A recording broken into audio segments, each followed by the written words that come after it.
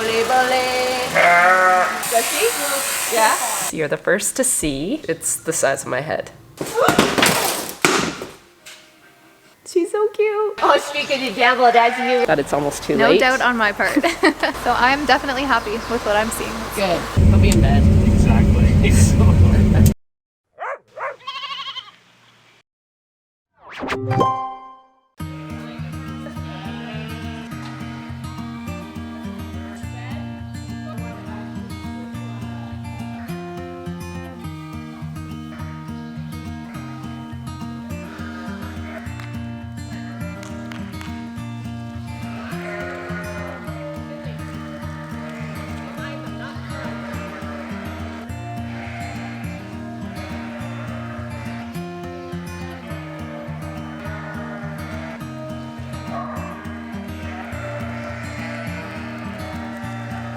Good morning, you guys. Chris and I have been hard at it this morning, just doing a little more shuffling. Charlie was scheduled to come tomorrow to shear, so I wanted to put the ewe lambs that are scheduled to lamb at the same time as my mature ewes. I wanted them all on the same side.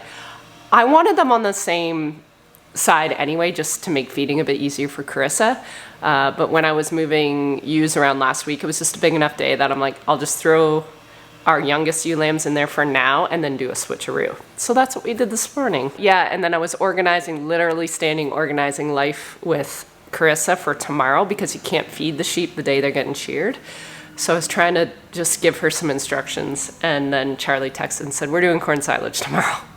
I said, okay. Unfortunately, that is sort of what happens with a lot of shearers. They have other jobs, and in Charlie's case, he runs a farm.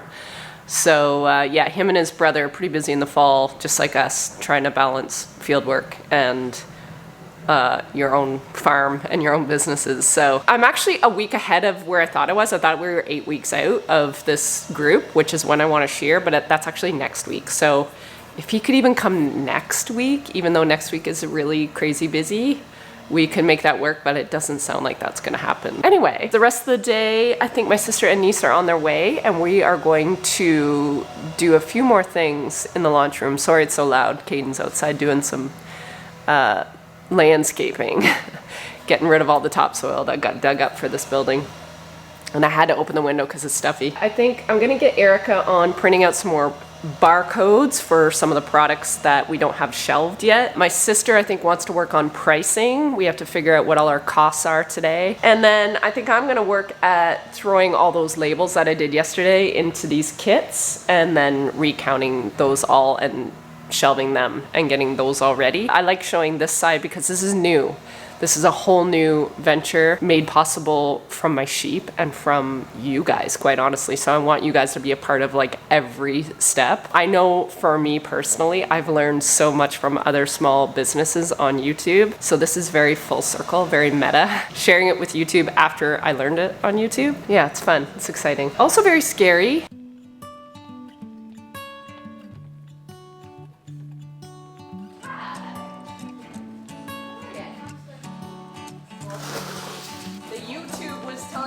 Mats for my ladies. Oh, were they? Should I be bringing in like the boxes and everything? You want to do physical stuff first, or do you want to do computer stuff? Up to you. You decide. You see the list. I didn't put boxes on your list, but I should. But I.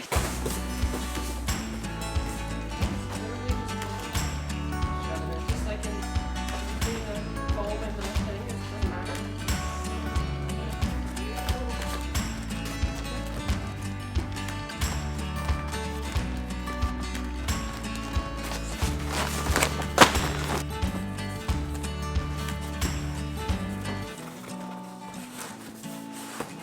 All right, guys, everybody has left for the day. I'm struggling a little bit with the software, as I figured I would. So I've already had a 911 call to my son, Jack, to help me with all that. So he's coming home this weekend to give me a hand with that, as long as I'm not in the field. So I'm starting to stress out a little bit. But we got all our kits labeled and renumbered, so everything is in inventory and good. And we are filling our shelves. There's one more thing I want to show you guys. Pretty exciting. We stamped our box. She's so cute. Okay, I think it's time to shut her down. What are you making? Tell the people. Paper plane. Paper plane. What's in a paper plane? Bourbon. Mm-hmm. Amaro Narino. What is that? It's bitters. And Aperol? Apple, which is also a bitters. But it looks like I need to get more apple. And lemon juice? Lemon juice, yeah.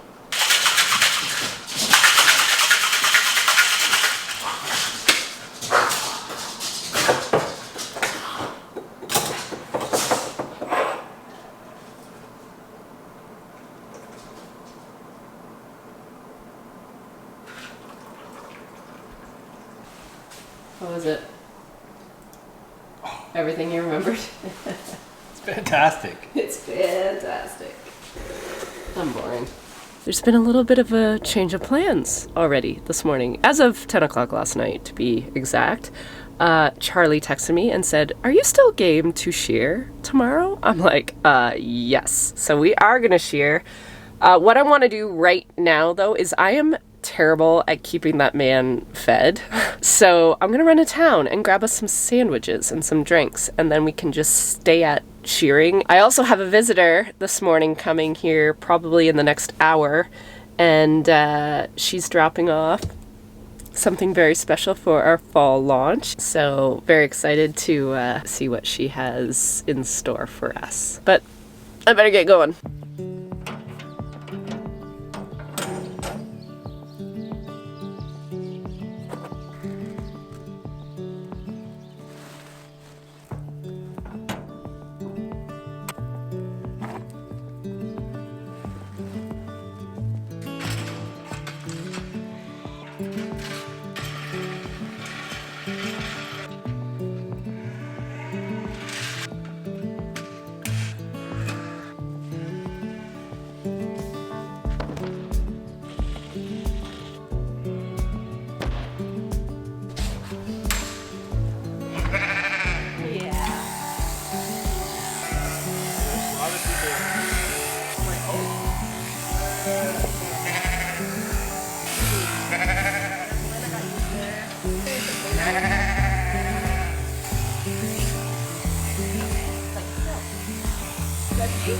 Yeah, that is her.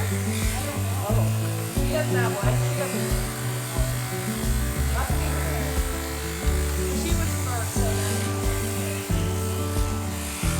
She might already hear now. She's like.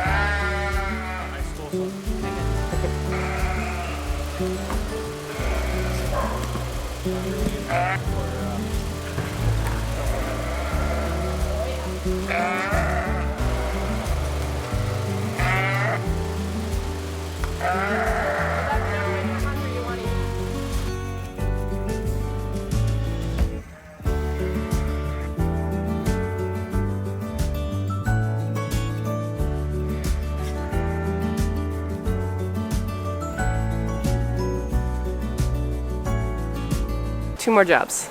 Clean the aisle, feed the sheep, because they're not allowed to get fed until after they're sheared. Keep them clean.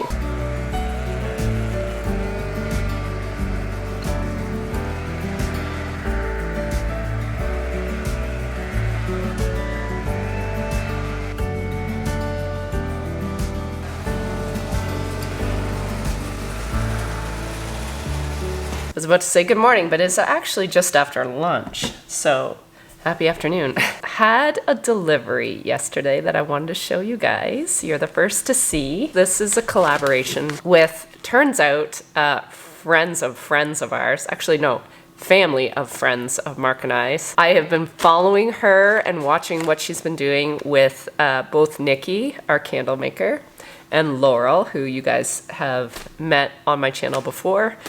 and I have loved her stuff. So I've bought her stuff through other people, and I messaged her and I said, would you ever want to collaborate with some mugs? And she said she would love it. When I asked Instagram what they sort of liked with mugs, they all said the bigger, the better.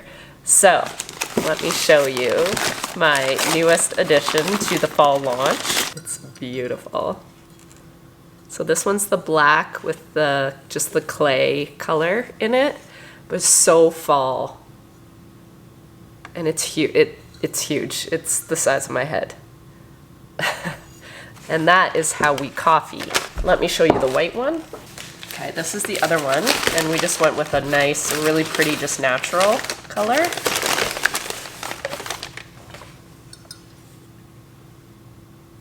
Very cute. Her name is Shannon, by the way, Shannon Russell. You can follow her on Instagram. So anyway, that's the newest edition. So I do have to do some product picks on these and get those inputted into the website. But other than that, I think they're the last two things that need to be inputted. And then our fall launch is sort of ready to go. Would you like to pack a mug with me? This has been the thing that has kept me up, is making sure I pack these so they don't break. So I have asked Shannon how to pack them.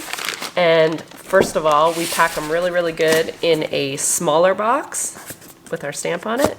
And then we will put it in another box after that. So they're double boxed and padded really well. So I'll just show you here quick how we do it. First of all, I always check to make sure that it is the black one, and it is.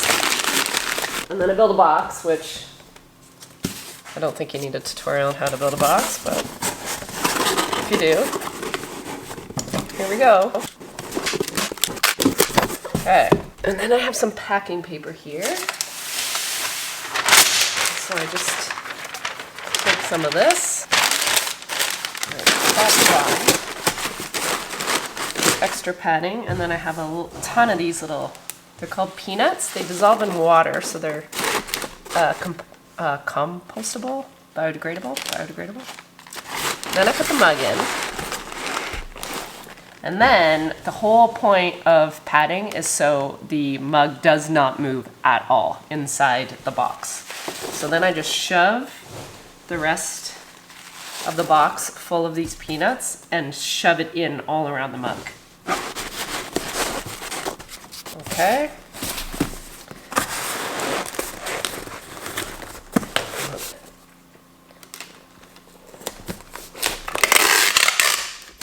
So this is a 6x6, and then I got an 8x8 to be the second layer.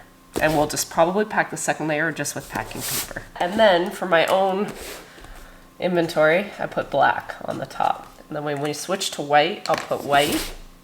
And then I'll show you where we've been putting them. I'm using these bins. So these are all black. These are all black. I'll get my barcode and I'll just put it on the outside of the bins. Good morning, it's Friday, which doesn't mean a whole lot sometimes on the farm. Today, as promised, Carissa and I are going to lice treat our lovelies that got sheared here 2 days ago. I only really have one decent syringe. We've been using syringes as applicators, and I realized I only have one big one, and this one's probably too small. Like this will be like a 1-doser. I did order 2 new applicators and another jug or another case of lice treatment for when we have to go and do this again. I definitely like you. The one's sort of nice to me. Okay, you want to do this and I'll keep you fed. You want me to put a mark on it or are you good? Yeah, just go ahead.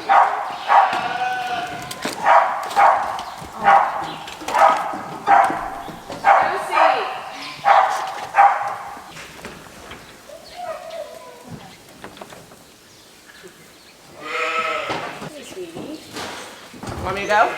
Yeah, you can go. Okay.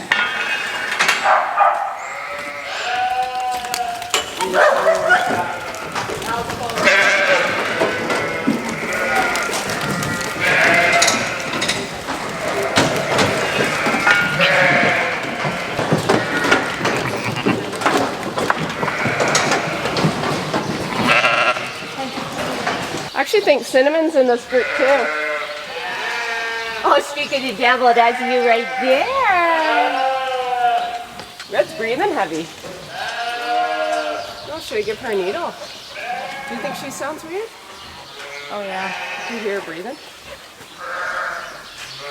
Red, don't be doing that. Hey, Red. There you go.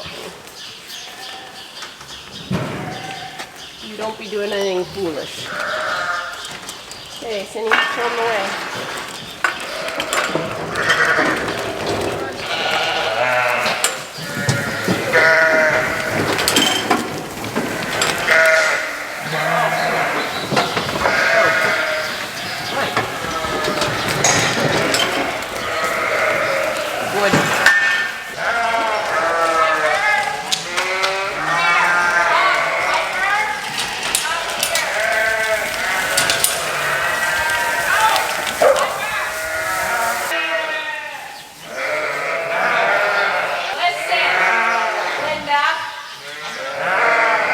That is one job done, and we actually really quite enjoy doing the lice treatment this way versus doing it the day Charlie's here, because you have to like stand on guard. It's way easier with two people, but you sort of have to stand on guard. So as soon as Charlie's done that last swipe, you're like right there because he wants to get up and run away.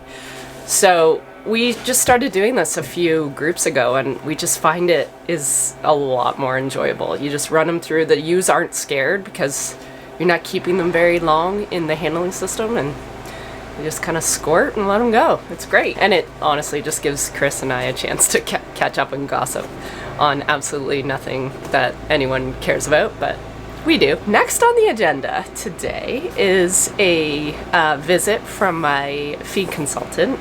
I'm going to see if she'd be okay with introducing her to you guys, because she's a very important part of my team now. We talk at least once a week, sometimes more, and she's just a breath of fresh air in the barn, and she has sheep as well, so it's sort of nice because we have very similar breeds and they act very similarly. They have about the same amount of lambs, so she's very in tune with how to feed ewes with multiples and what sort of issues you run into. So we'll see if she is camera shy or not. If she is, then I'm not going to force it on her, but if she'd like to just say a few things about my flock and, you know, what she sees is my battle and sort of our plan going forward, I'd love to share it with you guys. I've been a little leery to do so just because I wanted time to sort of set up a system and figure out what our goals and mission is, and sort of a timeline as to if and when we'll ever even see improvement. So I'd love to just get her to explain sort of what we're doing. For those that are interested, there's a lot of you that have been following me and know that I've really struggled for probably at least 3 years with issues right before lambing, and it is so frustrating and heartbreaking when you get the ewes so close to the finish line and they drop on you. And although this last group I was able to keep them going, that was just by sheer determination and just being here every single day and catching them the day that they back off the feed. I thought it would be nice to sort of introduce her to you guys, and yeah, she's part of our little Sheepishly Me team or family now. So we'll see if she's keen. Okay, this is Courtney, and Courtney is not camera shy. She said she would come on the vlog with us. So we're gonna go through the group that just got sheared because they're the next to lamb. And I've been telling them, they've been around this whole time dealing with preg tox. So I wanted you to explain sort of the plan and maybe how we got into this trouble. Okay. And our plan going forward, and if you think it's even going to work, because there's a lot of doubt that it's almost too late. No doubt on my part. She's my cheerleader. This is fixable. Yes, it's fixable. So that is all I need to hear to make all the changes required. You're sort of saying we're maybe too late with this group because by the time you came, they're already like well on their way to being how they are. Yes. So the plan for this, what is the plan for this group, sort of? So there's only certain times in a ewe's production cycle that we can actually get body condition off of them. And this first group is ewe lamb, so we're not going to really pay too much attention to them. But lactation is kind of the main time that we get weight off a ewe. That's when she's working kind of her hardest, right? Right. Late gestation, she's working hard too, but obviously we don't want her mobilizing body condition in late pregnancy because that is pregnancy toxemia. And it's a very natural system for them to utilize their body condition reserves to like meet the demands of milk production. I consider it to be healthy and productive when they do that. So this group that we're going to look at, they were fed higher than I would have liked to see in lactation. Right. And that's a reflection of how many lambs they were nursing relative and to... we've never, I don't know if I talked to you guys about it, but we've always based our rations based on like sort of a generic lambs per ewe. So we'd always base this flock on an average like 2 lambs per ewe, 2.2. And Courtney was the first one that said, but how many is she nursing? Because you pull off everything so they're at least at 2, and then there's moms that have singles. I'm like, oh my God. I'm like, how? Like, it's so obvious, but at the time you just were like, oh my God, how did we miss that? So yeah, so that was a great call. And so now we're feeding the lactating ewes based on lambs drinking per ewe, nursing per ewe, instead of just how many mom had, because that doesn't mean anything because half of them are on the milk machine. Exactly, yeah. Right. And that means something for late gestation feeding. That's obviously very important for that because what they're carrying is how we feed them in late gestation and then what they actually end up nursing. Right. And that's different from farm to farm because some farms do let triplets nurse. Yeah. And we would be like looking at adjusting the ration for that kind of thing. Right. Because I think for this group we have it at 1.8 nursing. Yeah. Right? Yeah. So that's accounting for like ones that were stillborns that died, ones that went on the milk machine. Yep. And then ones that only had singles. Ones that only had singles, Yeah. exactly. Yeah. So we're kind of catering to the average. Yeah. And I'm accounting for body condition loss in those first 60 days so that she can put that into milk production as well. So a lot of people will come on and say, you know, why don't you separate your ewes based on how many lambs they have drinking? On average, with all the farms that you see, is it typical practice on a larger flock size to separate them based on like that's best practice, but is it normal practice, or does a lot of people do it based on averages like me? And if so, do they run into troubles like me, or is it just me? That's a good question. Honestly, I would say most farms are feeding to an average in all their groups, like in late gestation, just because I do think that we can do a good job that way. Like if we know our numbers and you know your numbers, we can actually do a good job. So the only thing some people might do is like they would separate them and feed the same ration, but they would maybe like limit feed more the singles. But with the way you're doing it, like keeping them in groups for coxy prevention, like I honestly think that's more important. Yeah. And then we just do a good job making sure that we're feeding to the right average. Right. So I think you kind of have to pick your battles. Like you can't do everything. Right. So. And what we found, actually what Courtney found this morning, it's looking like how we're feeding, the ewes are responding to it, because the ones that are painted red had singles, and they're the ones that are chubbiest at this stage. And the rest, if they're feeding 2, well, the rest are feeding 2 or 2.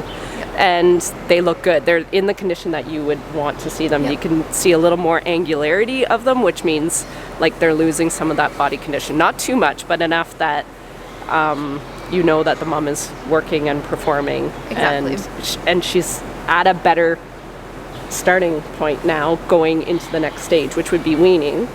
And they'll be in a maintenance, and then after that we'll look at where they are for breeding. And then we can and then the cycle starts all over. And you think, sort of like me, that this has been a cumulative issue. Like we let them get too far ahead at lactating when that's our one chance to maybe get them a little smaller. Yes, exactly. Yeah, like we have to.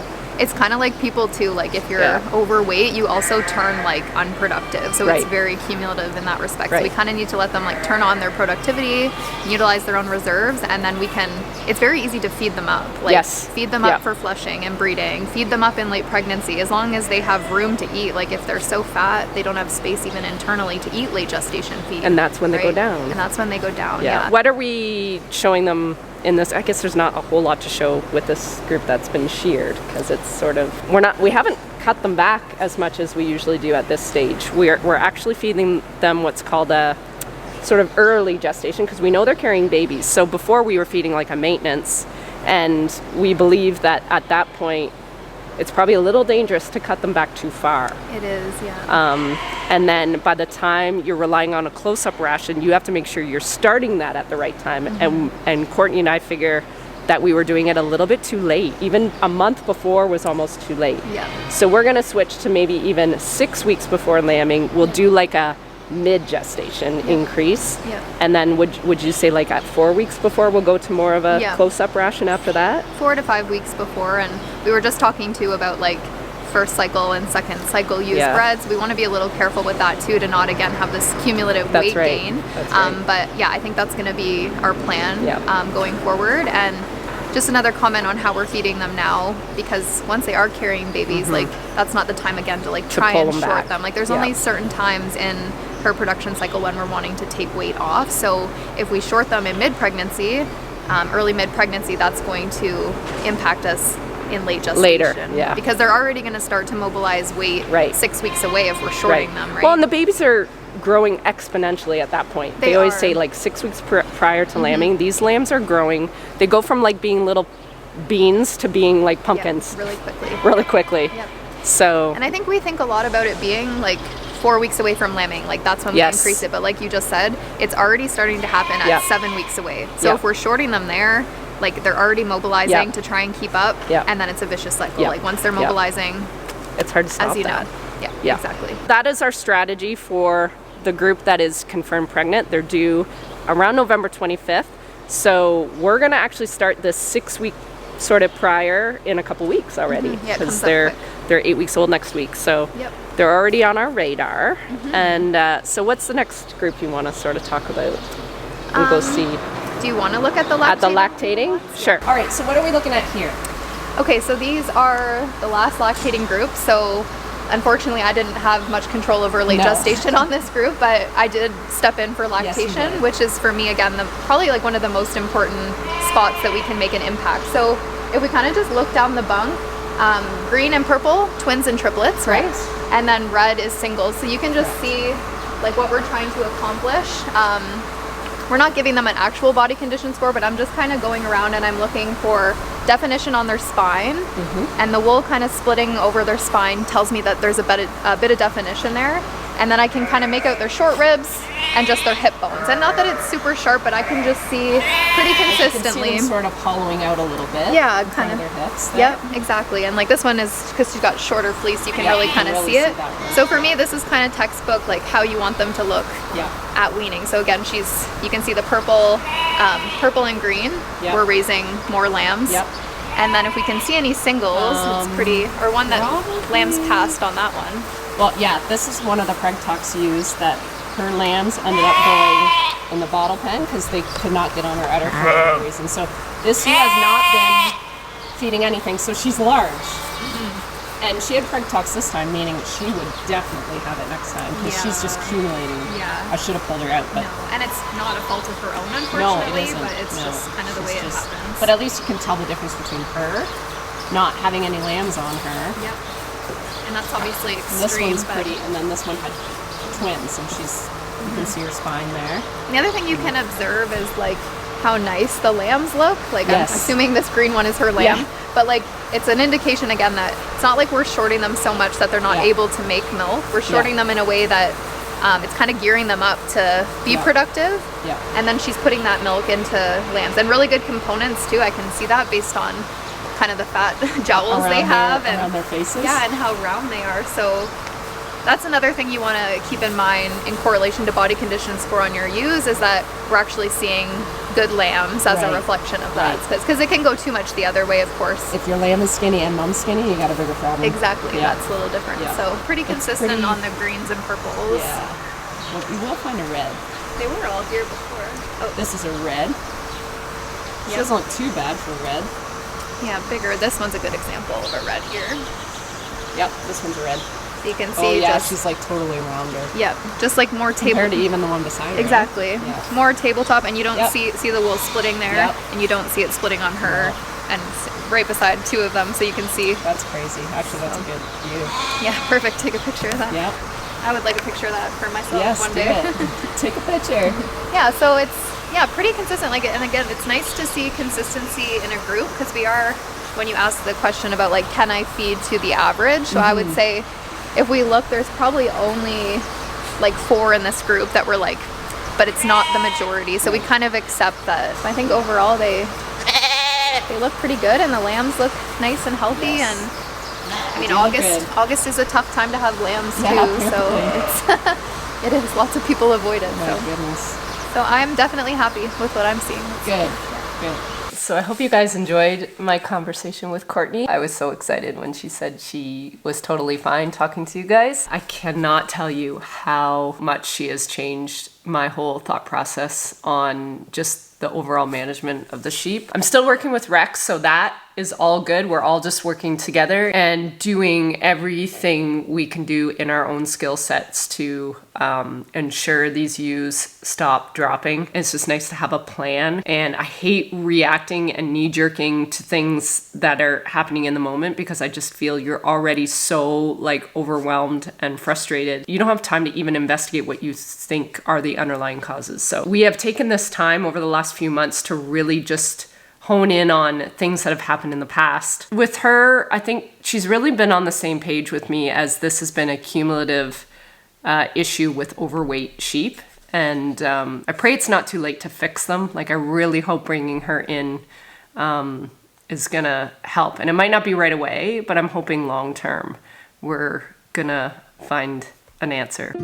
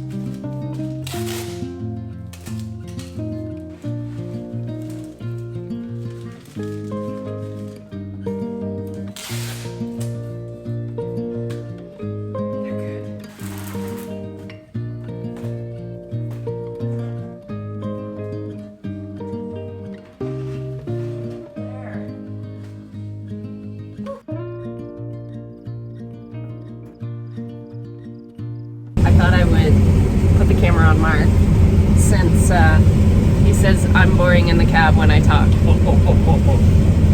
Well, maybe people will pick on you for my gray hair. Yeah, but yours is all gray. No, they were really quite kind this time. Yeah, they were very supportive. We are doing a bit of a test run on our beans. We got a little bit of rain this week, so we've been not in the field since the last time you guys have joined us. It's Monday. Since Sunday. Well, you were in the field Sunday. Yeah, but Monday we have them in. Anyway, and it's Friday now. So I'll let you discuss combining today. It's hopefully like any other day, but it's the beans, they just take on a lot of moisture. We had a really heavy kind of moist air yesterday, so they were probably up 20% range. We are usually, well, beans are considered dry at 13 seed, we can do it like 14 and a half. So we're just trying to do a little swap here to see if they're dry enough to kind of put them in the bin. It's 4 o'clock in the afternoon just about, so they will get drier as the day goes on, and we only have 30 acres left, so we'll get it done. So just trying to feather how soon we can start so we can at least get them done tonight.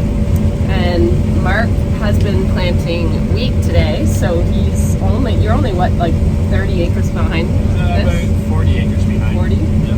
And you think you're gonna get that done tonight if we get this done? I don't know if we'll get it done tonight. That's a lot still. Yeah, I'll be tired. Anyway, they are calling for a chance of rain again tomorrow. Yeah, I think more in the afternoon maybe. Ooh, so I'm so you kind can of maybe do it in the morning? I can get the wheat finished in the morning. Cool. It's 2 more loads. So we filled up now.